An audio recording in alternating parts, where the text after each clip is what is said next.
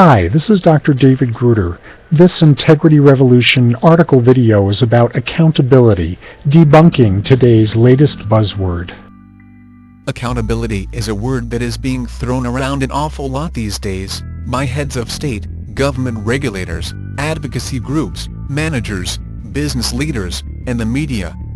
All of them seem to use the word accountability as though they, and the rest of us, actually know what it means. These opinion molders tell us about how the government needs to be held accountable to its citizens, how too big to fail banks need to be held accountable for the financial meltdown, how educators need to be held accountable for how their students perform on standardized tests, and so forth. All talk, no action.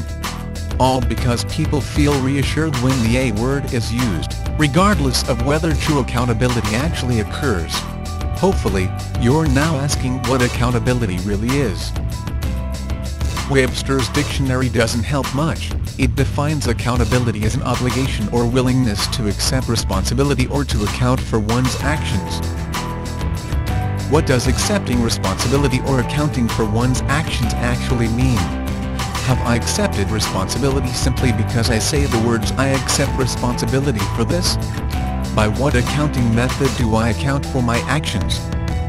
Given how politically correct this word is, and how vague its definition is, accountability is a perfect word for lots of people to misuse. The truth about accountability is that it is nothing more than the law of cause and effect. I make a choice, I take an action, it produces results. Commitment, behavior, impact. Here's a simple example of what real accountability looks like. 1. I'm an independent contractor, I bid on a project, I get hired, I commit to completing the project by a specific date. 2. I make the choices that are necessary to complete the project with excellence by that date, or I choose to make other things more important than completing the project by that date. 3. I get paid, I get rehired for more projects, and I get a glowing recommendation that gets me more contracts from others. Or, I don't get paid plus I don't get hired for future projects plus I don't get a glowing recommendation I can use in seeking contracts from others. Now let's look at what false accountability looks like using that same example. 1. I bid on a project, I get hired, I commit to completing the project by a specific date, but I also do my best to remain as vague as I can possibly get away with being. 2.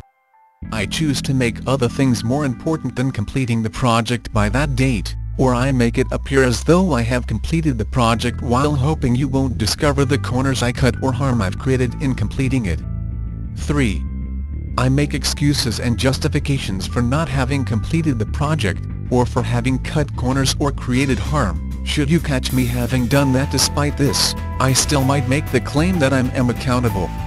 In other words, I use the A word, along with excuses, justifications, for me, stories, etc., to try to manipulate you into treating me as though the law of cause and effect doesn't apply to me. This is the essence of entitlement. Are you getting the picture? Since true accountability is about the law of cause and effect, the heart of real accountability is natural consequences, logical effects that grow from my actions and inactions. There are only two basic alternatives to natural consequences, indulgence or revenge. Indulgence means letting me off the hook, rescuing me from experiencing the natural consequences of my choices. This teaches me that I'm above the law, that the law of cause and effect doesn't apply to me.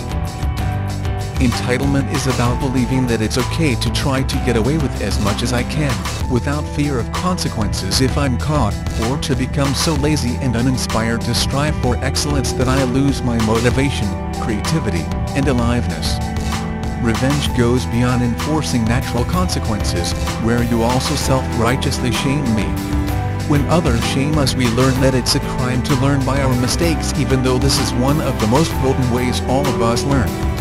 This in turn teaches us to hate and rebel against authority, or to try to get away with as much as we can, without being caught, or to become so rigid about following rules that we lose our flexibility, creativity and aliveness. Dan Millman, in his book Living on Purpose, writes that consequences teach better than concepts. Prisons are full of people who understood the moral concepts, but didn't grasp the consequences. Consider your own relationship with accountability, from both sides of the accountability equation. How much integrity do you have around doing what you say you'll do? How much integrity do you have about doing whatever it takes to make things right if you don't fulfill a commitment you make? How much integrity do you have around allowing others to experience the natural consequences of their choices with you when they don't fulfill a commitment they've made to you? Do you pay people in full before they've completed a project? Do you rescue people in other ways from experiencing the consequences of not fulfilling a commitment? Do you go overboard and take revenge on them for not doing what they said they'd do? If you want to see more true accountability in the world, please join me in being the change you want to see. Embody accountability as a role model. Honor natural consequences with commitments others make to you, from spouses to children to parents to friends to co-workers to businesses you deal with to public officials you elect and other government workers whose salaries you pay with your taxes.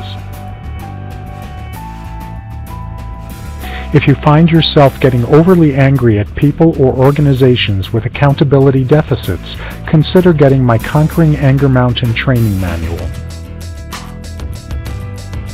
If you find it difficult to enforce logical consequences, consider getting my Nice Boundaries training manual.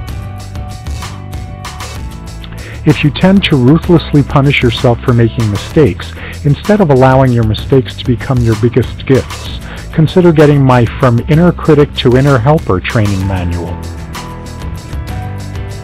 And if integrity issues in general tend to be an important theme in your personal or work life, either with yourself or with those around you, consider getting my 6 award-winning book about the hijacking of integrity and what to do about it, called The New IQ: How Integrity Intelligence Serves You, Your Relationships, and Our World. All of these resources are available at thenewiq.com.